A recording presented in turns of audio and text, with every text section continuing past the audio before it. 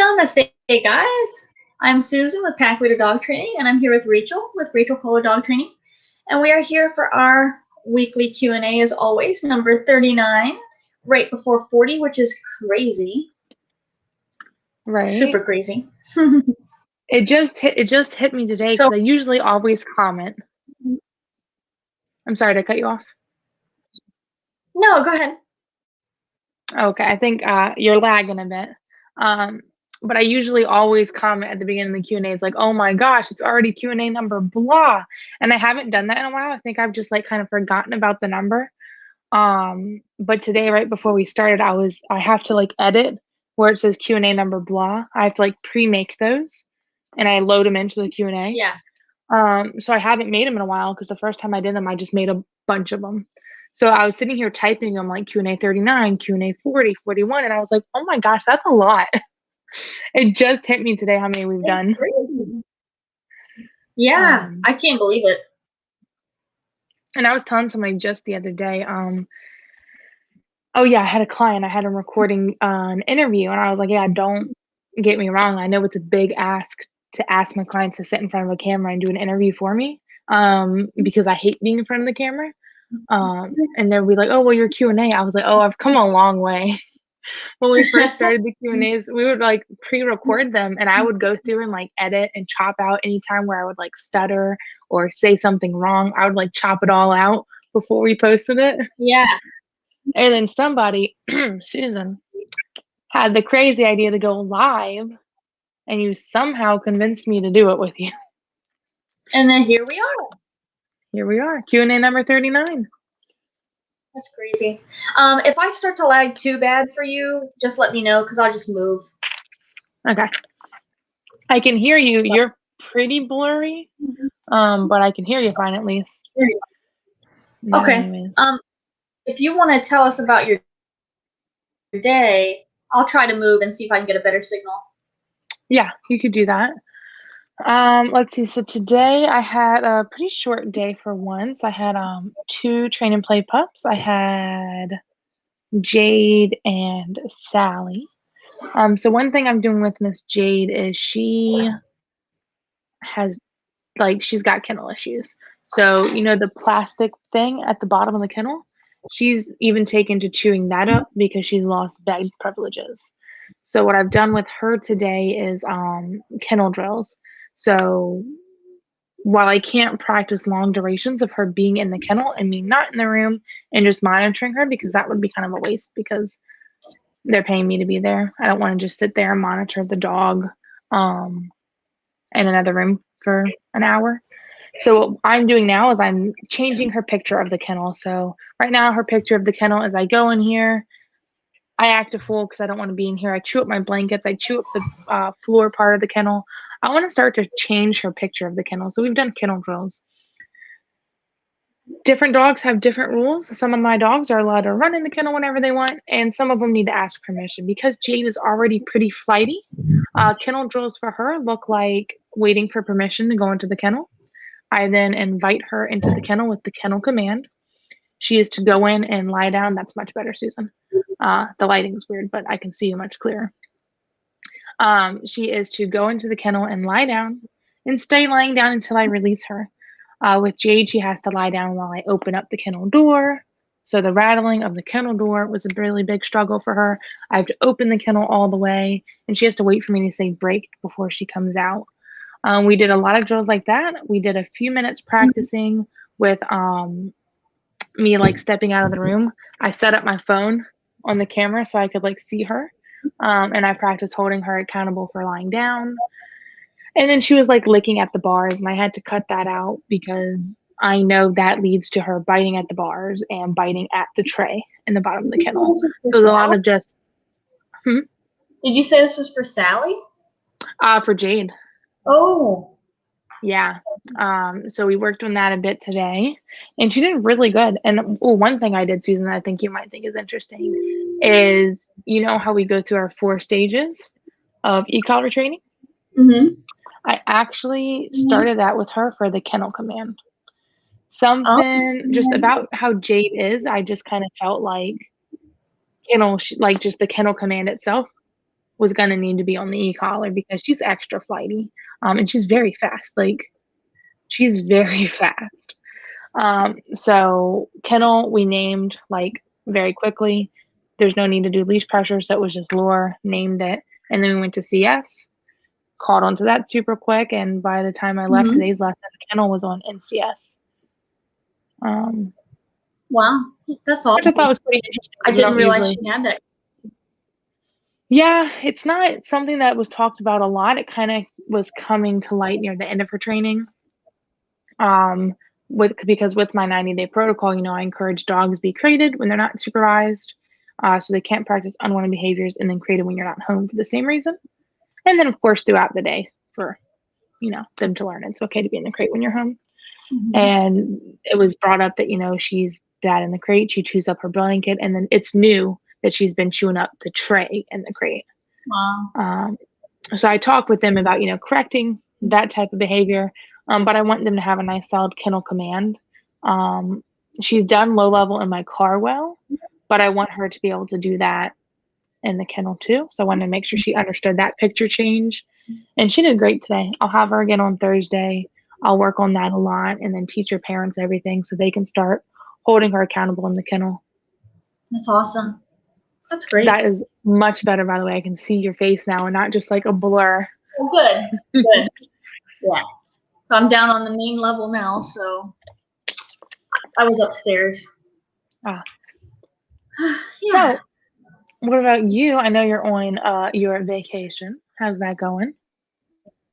Yeah. Right now I'm on vacation. I'm in Massachusetts. So I'm at my sister's house.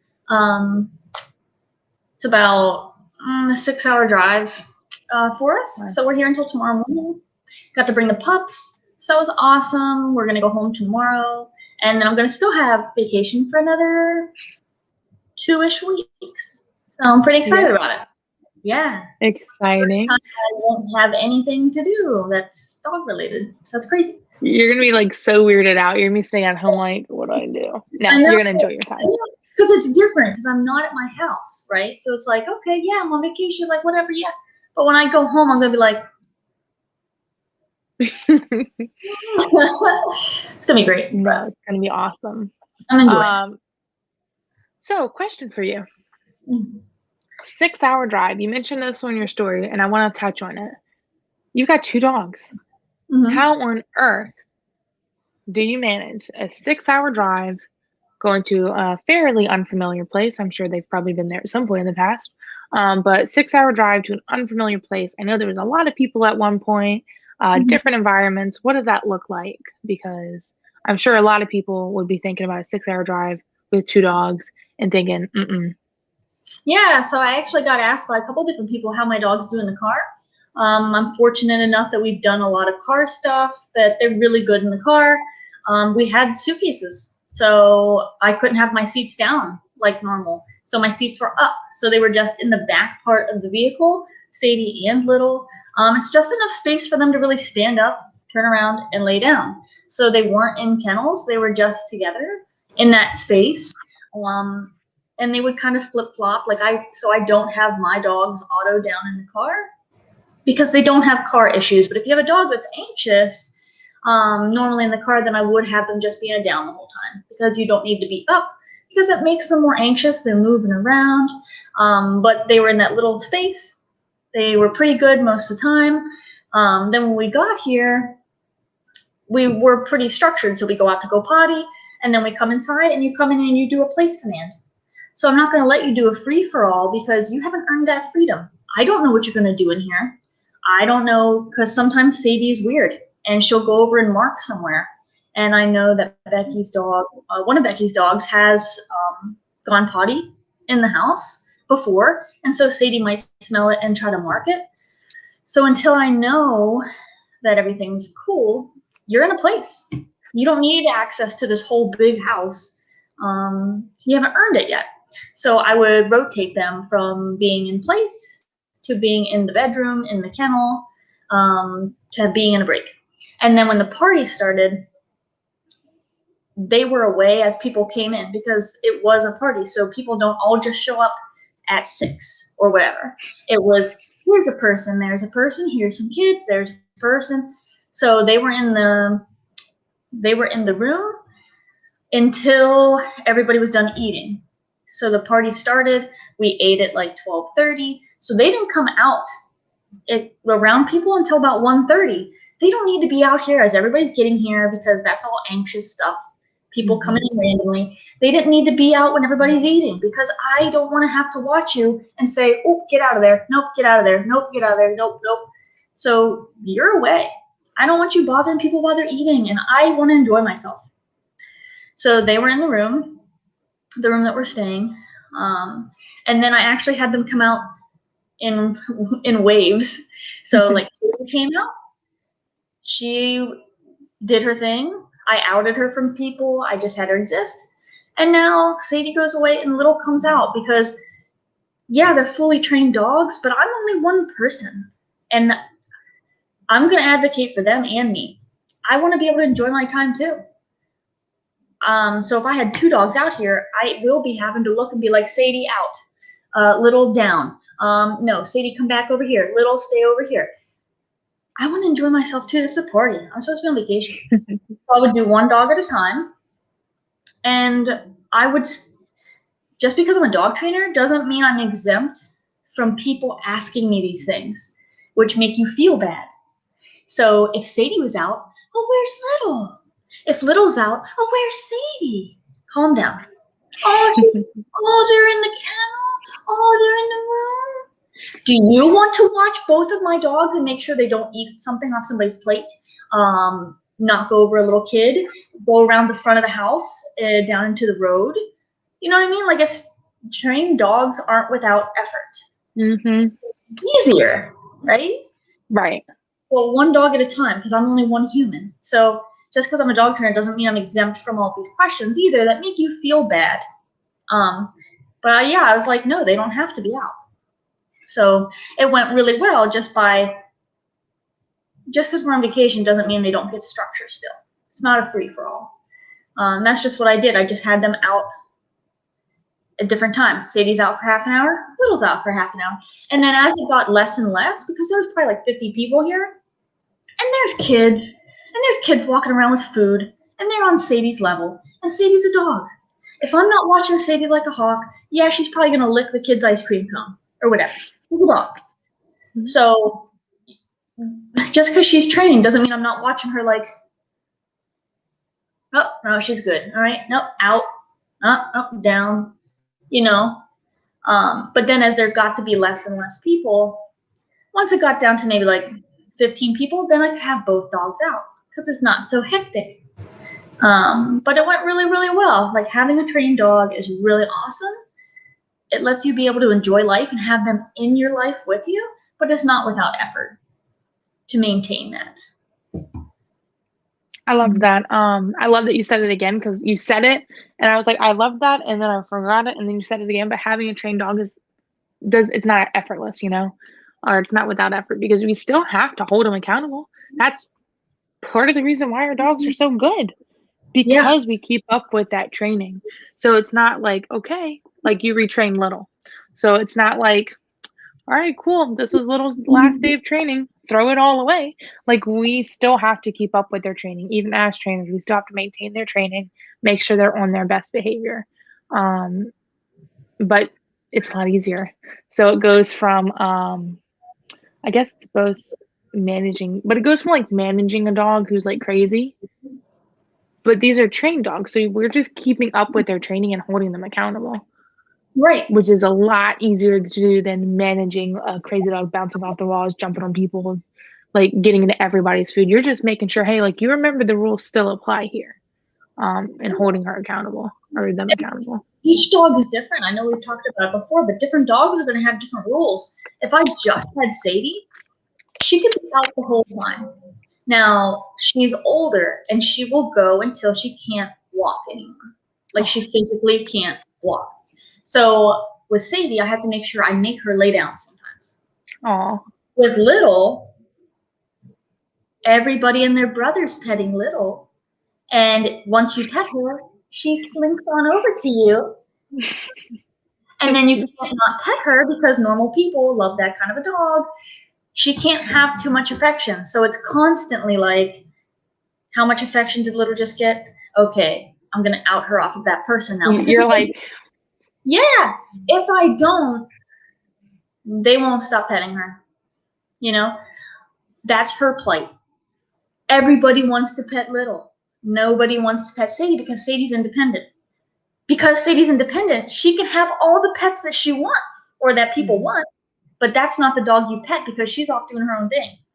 So like it's different dogs with different rules. You just have to hold them accountable to what's best for them. Yeah. Mm-hmm. No, everything about that was like perfect, and it just had me thinking, you know, same thing for Gaia. When I have my family over and I bring her downstairs or outside or whatever, so she can see them and everything's fun. You know, she stays out for a bit, but I don't want to have to watch you and make sure that you don't jump up on the couch if you weren't invited, or make sure that you just keep your manners. You know, with her, I have to be especially careful when there's company because she can't eat any food. So I have to remind people, you know, she can't have that. No, she can't have that because especially my family, you know, people want to like share food with the dogs. She can't. If you drop something on the ground, I have to like watch everybody. Because if someone drops something on the ground, I have to make sure I out her away from it and they pick it up. Right. But again, because our dogs are trained, I can take that like risk with her. I don't know. I can give her that freedom of being out with everybody. And I know if somebody drops their steak on the ground, all I have to do is say out and she'll move away from it. If she was untrained having the allergies that she has, it'd be a mess. She would be a mess with her allergies, just eating everything. But no, I'm not, and a side note here, but like I like that we had this conversation because it is a good reminder to just anybody watching, you know, training's not a magic fix. This is a living, breathing creature that you're going to have to continue to communicate with and work with. So you get your dog trained, and it's not just that dog for the movie where there's a big party and people are eating and kids are running around and the dog's just do. Sadie's the dog from the movie. But you've worked to like 12, how old is she? You worked a long time to get her there. But your dog's not going to graduate from training and just be the dog for the movies that nobody watches. It just like pops in every now and then, is really cute, and then pops out again. Yeah. Like, you got to keep putting in the work with them. Right. Yeah. Which, I was going to say, when I watch movies, though, and there's dogs just in the background, and they pop in and pop out, I can't help but think, like, who's taking care of this dog? Who's watching them? Deborah says, hey, friends, Hannah and Debbie here. Hey there. Debbie. How's Hannah doing for you? Thanks for joining. Is this the Hannah, the pup from like a while ago? The German Shepherd. Yeah. Yeah. So cute. Thanks for joining. So, I have a question for you. You ready? Awesome. Yeah. Okay. It's been really hot these last few days, and my dog has been acting foolish. How can I exercise her when it's so hot outside? That's a great question. Let's see, exercising when it's hot outside. You got to kind of like, you know, obviously you can go out early in the morning and later in the evening to get her that physical exercise. But like we had a couple of days, I think it was last week, don't quote me. It was hot. Like it was in the upper 90s. We're not going to be outside exercising in that. There are going to be days where it's literally just too hot to go outside and get that physical exercise in. That's when you're going to really want to double down and give your dog a lot of mental exercise. So dogs get two forms of exercise, just like us people do. We can get physical exercise, which is running around, playing, acting like a fool. And then mental exercise, that's where your brain's going. We want to give them a good balance of both. But when it's rainy outside or too hot outside or too cold and they can't get that physical exercise, we can replace that with mental exercise. We can wear them out more actually with the mental exercise. So, while yes, physical exercise is very important, when it's too hot, do training. You know, no matter where your pup is in their training journey, you can start training with them because that's going to be very exhausting. Food lures and all that fun stuff is going to really wear your dog out. Even trick training. Sally today was like literally exhausted. I'm trying to teach her rollover. It was exhausting for her. She looked like she just ran a marathon. Or if your dog's already trained, you've got duration work, and then of course trick training in addition to that to give them that extra mental exercise. Mm-hmm. Yeah, and you can utilize like mind puzzles. So like Rachel said, your dog's trained, you can have a Kong, fill it full of their food, make them work to get it out. You can have like a snuffle mat, which is just like a mat that you hide food in, and they have to snuffle around to get it out. You can also teach them how to do the treadmill, right? So if you have a treadmill, you can get physical exercise even when it's freaking hot outside. So it's really up to you. But if you don't have a treadmill, doing mental stimulation is just as exhausting. If you've ever had like a training session, when you're done, even after like, let's say 20, 30 minutes, your dog's passed out, especially if it's not something that you normally do. People are always amazed, like with my consults, they'll say, oh yeah, after you left, my dog passed out. I'm like, yeah, it's physically exhausting. Well, mentally exhausting, and then they pass out. Right. It is tiring. Yeah. I was gonna comment on something you just said and then I forgot, but I want to share with you one of Guy's favorite toys ever, and like I want to recommend them to everybody. It's her mushroom toy. Don't let her see it; she's gonna be sad. Super great. You fill it up with food, and there's a hole in the top, so she has to like knock it over. The food goes into this. She's got to knock it again. The food falls out, but she loves this thing so much. There's been times where she would like play with it, get tired, take a nap, get up, and keep working for her food. Oh yeah, treadmill training. And then I'm gonna read some comments real quick. Love treadmill training because especially in the beginning, that's a win-win. You're getting mental exercise and physical exercise. And I gotta imagine, like, even when your dog gets used to it, they still have to be thinking. It's gonna be like less exhausting after time when they get used to it. But I love it. Okay. Sorry, I gotta read these questions really quick. So Deborah says, missed you guys. She's been doing well. Thanks. That's great to hear. Glad to hear it. Let's see. So she says, Hannah still has a bad habit of wanting to greet people by standing on her back feet to meet eye level. I'm not sure how to correct that. E-collar on high stem still doesn't faze her. Strong no doesn't faze her. She isn't aggressive, just too excited. She loves people. It's a great question. So whether it's like jumping on them or just standing on your back feet, her back feet, you don't want that behavior. You've tried the stim. So dogs that aren't responding to the stim, I've found one of two things, which either way you want. Compressed air, no compressed air to this general area. She's going to be startled and be like, what the hell? And then stop doing it. Or you can do like a leash pop in a downward motion. And you can even pair the leash pop with e-collar stim, because the stim in her mind is like, meh. It doesn't tell her what to do. It's just a stim. So some dogs don't, either they don't correlate the two, or she just doesn't care.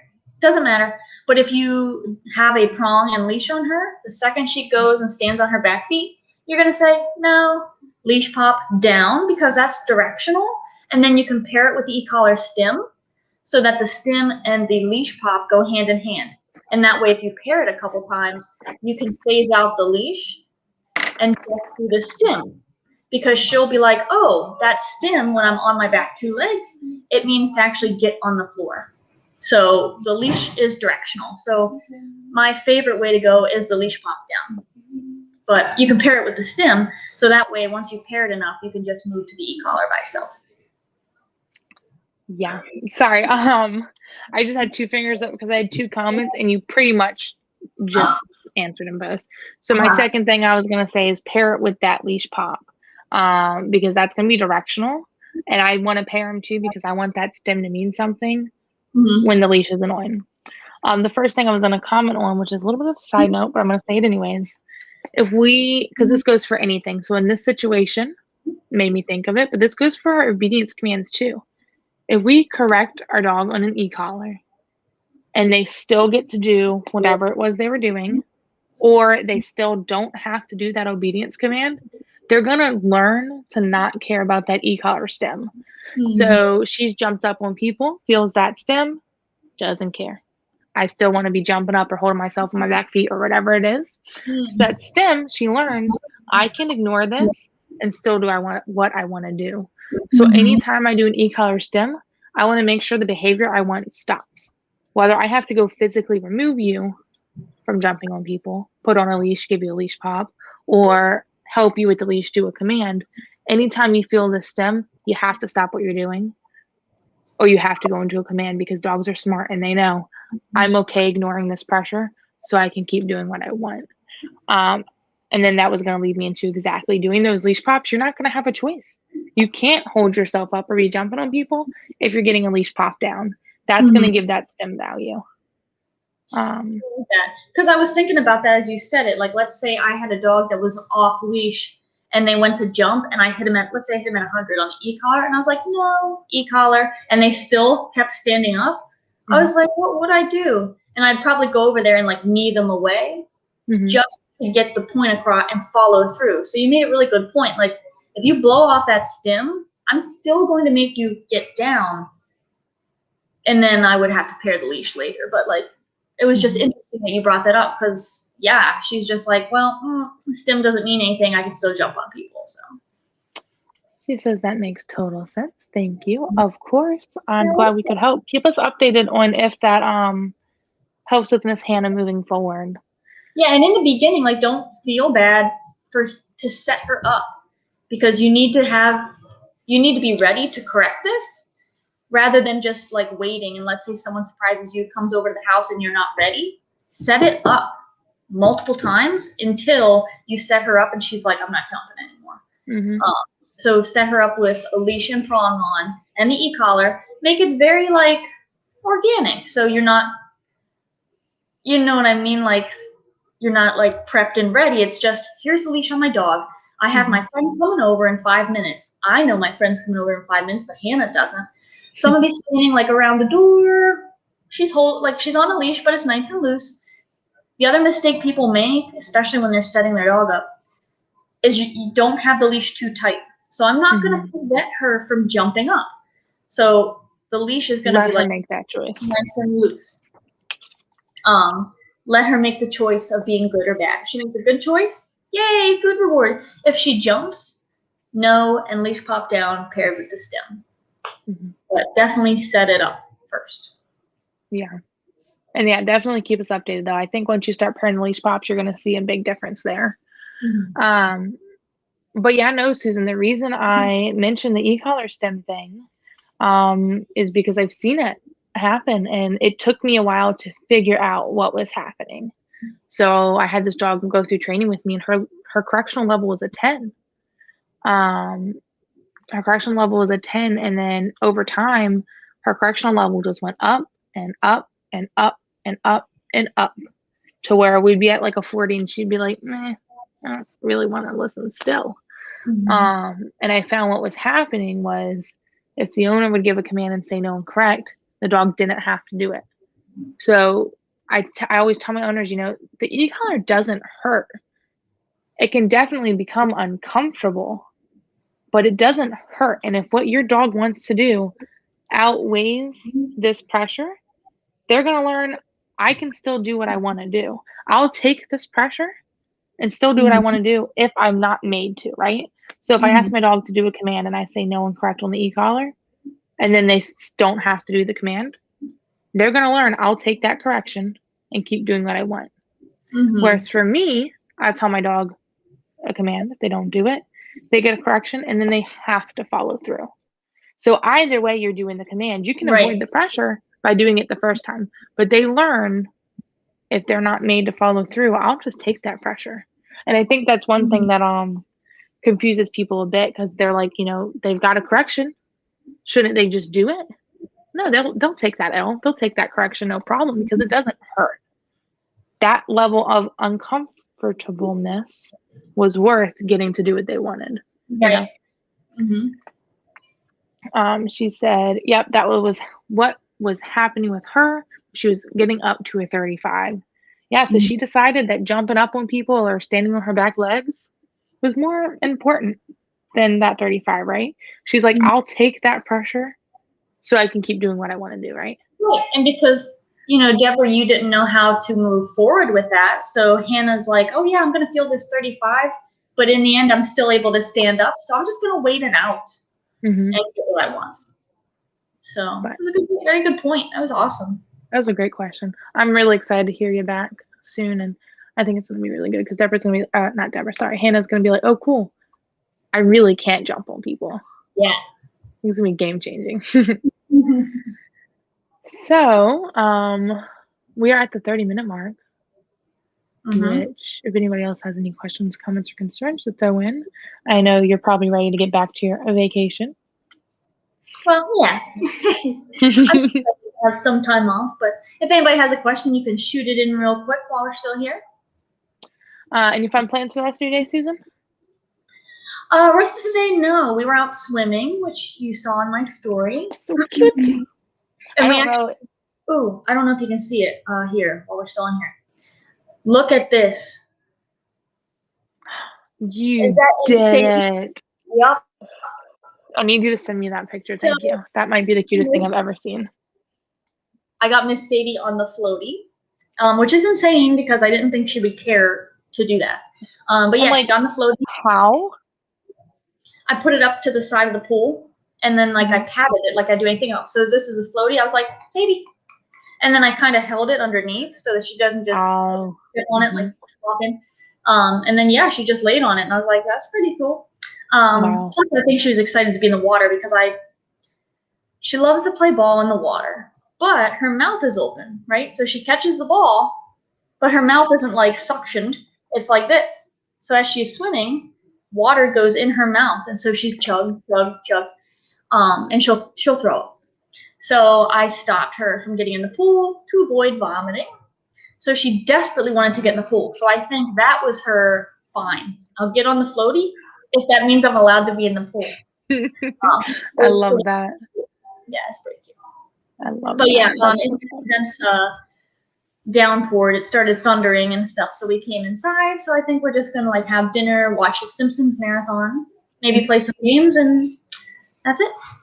I think that sounds like a great night. And then you got a long drive home tomorrow. So I think a chill evening is perfect. Yeah. So I like it. Well, with that being said, I don't think we have any more questions for the night. Again, thank you, Deborah, for your questions. Excited to hear about Hannah's progress. Thank you to everybody else who watched, whether that be live or during our replay. We're here every week, Tuesdays at 6, live on Facebook and YouTube. As always, thank you everybody for watching. You can follow us on Facebook, Instagram, and YouTube at Pack Leader Dog and Rachel Fuller Dog Training. Happy training, everybody. night.